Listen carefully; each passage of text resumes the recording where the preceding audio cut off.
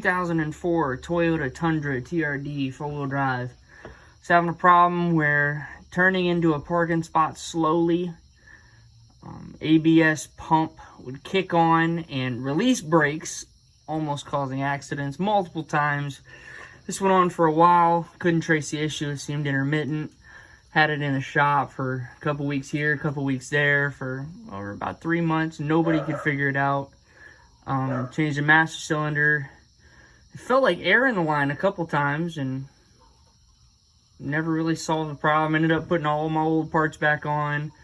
Changed the master cylinder, changed the ABS module, bled the brakes, checked the calipers, checked the brake pads, even did the service bulletin recommended by Toyota on this year model, where it needed shims behind new brake pads. That didn't fix the problem. Ended up tracing the issue back to the speed sensor right here. Pretty much what was happening. A lot of times with these wheel speed sensors, your wheel bearing, as it goes out, little metal shavings come out and stick to the magnetic tip. That is not the case here. I'll show you the old one. Right here. You can see the little rubber gasket around it is busted.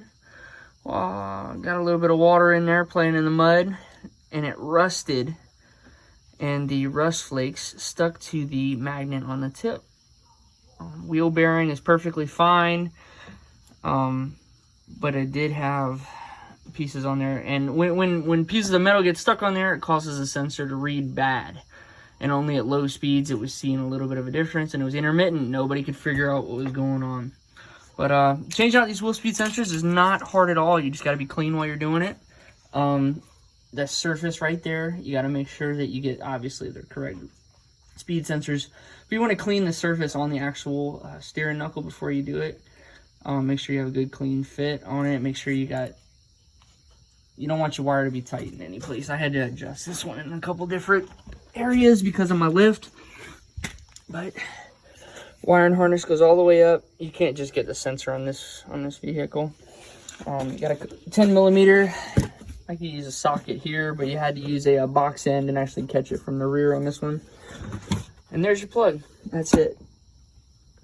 But I actually started with the other side. This is the driver's side. I had started with that other one, and it's still doing the issue. Changed this one out. It was pretty simple.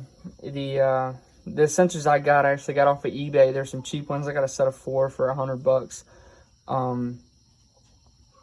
Yeah, that's it. Hopefully I'll save you guys some money.